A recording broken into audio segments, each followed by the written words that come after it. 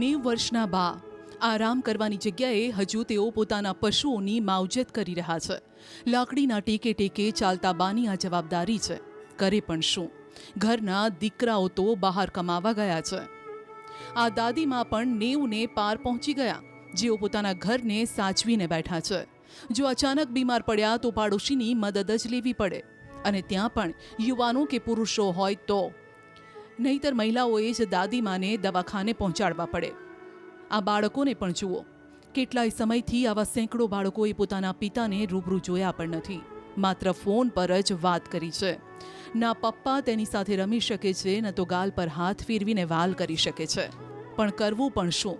કહેવાય છે કે ધરતીનો છેડો એટલે ઘર, અને તેમાં પરિવારનો સાથ મળી જાય તો તે ઘર નહીં સ્વર્ગ બની જાય. પરંતુ ગુજરાતના કેટલાય એવા જિલ્લા છે જ્યાંના હજારો લોકો ઈચ્છે તો પણ આ સ્વર્ગમાં નથી રહી શકતા. કારણ છે ધંધો અને રોજગારી. કમાવા માટે ફરજિયાત આ જિલ્લાઓમાંથી યુવાનોને ઘર, પરિવાર, મિત્રો, ગામ અને શહેર છોડવું પડે છે. અન્ય જિલ્લાઓમાં, અન્ય શહેરોમાં હિજરત કરવી પડે છે. માત્ર યુવાનો જ નહીં, જેમની પાસે જમીન છે તે વડીલો પણ પોતાનું ઘર છોડી પેટીયું રડવા મોટા શહેરોમાં ચાલ્યા ગયા છે. અમારી ટીમ આજે એવા ગામડાઓમાં પહોંચી જ્યાંના 60થી 70% પુરુષો અને યુવાનોને ગામમાંથી હિજરત કરવી પડી છે. એટલું જ નહીં, 30% જેટલા ઘરો તો એવા છે જેણે પરિવાર સાથે ઘર છોડ્યું છે. પહેલા વાત કરીએ દાહોદ જિલ્લાની. દાહોદ જિલ્લામાં મોટા ભાગે આદિવાસી સમાજના લોકો રહે છે. ન્યૂઝ 18 ગુજરાતીની ટીમે દાહોદના ગરબાડા તાલુકાના ઝરી, બુઝર્ગ, ગુલબાર અને નીમજ ગામની મુલાકાત લીધી. અમારી ટીમ જ્યારે અહીં પહોંચી તો ગામમાં એકદમ ઓછી ચહેલપહેલ હતી. થોડા ઘણા પુરુષો જોવા મળ્યા. આ ઉપરાંત ગામમાં મહિલાઓ, બાળકો અને વૃદ્ધો હતા.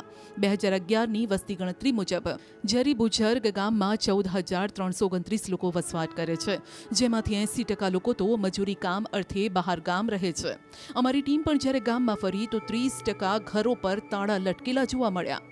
અમે આ અંગે ગામ લોકો સાથે વાત કરી તો તેમણે વર્ષો જૂની હૃદયમાં પડેલી પોતાની વેદના અમારી સમક્ષ ઠાલવી.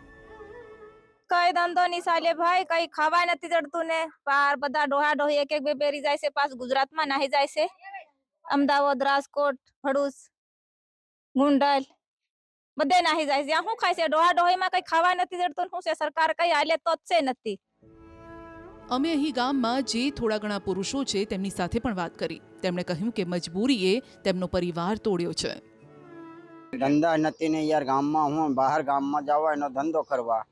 આ તો ઘરે 4 મણ કોઈ છોકરાને પાળવા રહેવાનું એવું છે. જમીનમાં કોઈ ખેતીવાડીમાં શું થવાનું યાર.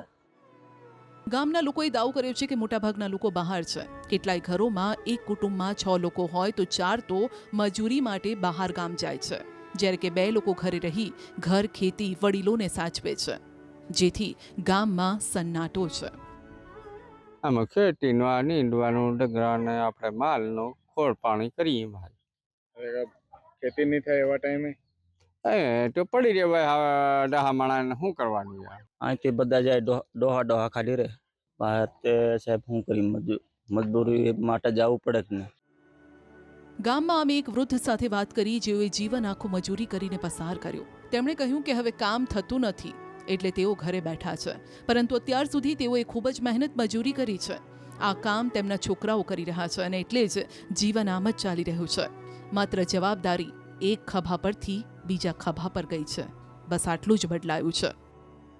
દાદી, અત્યારે ગામમાં કમાવાની કેવી પરિસ્થિતિ ચાલે? કઈ ધંધો જ મળે ને. હા. આ પોતાનું પેટ શું ખાય, કોણ ખાય એવું. સુરત, વડોદરા, ગોધરા એમ બધે નાહી જાય કે.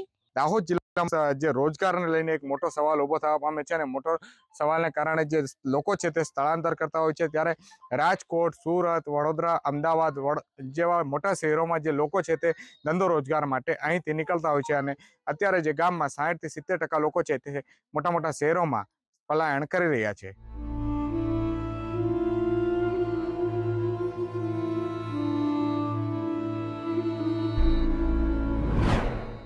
દાહોદ જેવી જ પરિસ્થિતિ મહીસાગરની છે. અહીં અમારી ટીમ કડાણા અને સંતરામપુર તાલુકાના ગામડાઓમાં ફરી, જ્યાં અમને ખેતી કરતો એક પરિવાર મળ્યો. ખેતરમાં દૂર દેખાઈ રહેલું આ તેમનું ઘર છે, જે 10 મહિનાથી બંધ છે. ચોમાસામાં આ પરિવાર ખેતી કરવા આવે છે ને તે પણ માત્ર 2 મહિના. એમાંય મહીસાગરમાં કડાણામાં સૌથી ઓછો સિઝનનો 45% જ વરસાદ પડ્યો છે.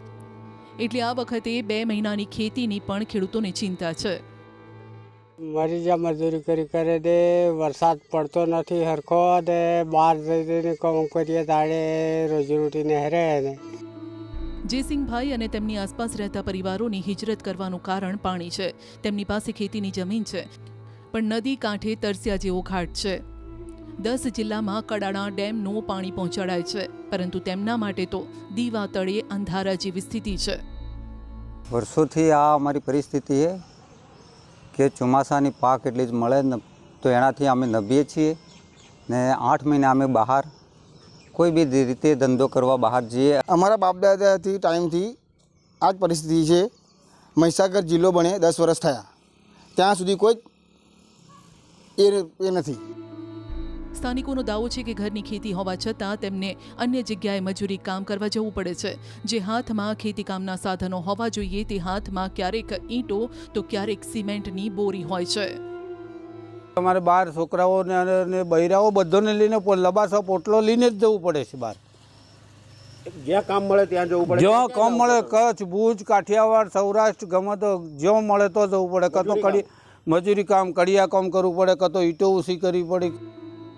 પરિવારની મહિલાઓ પણ હવે શહેર ભટકીને થાકી છે, જેથી તેઓએ માંગણી કરી છે કે કાં તો પાણી આપો, કાં તો શહેરમાં રોજગારીની વ્યવસ્થા કરી આપો.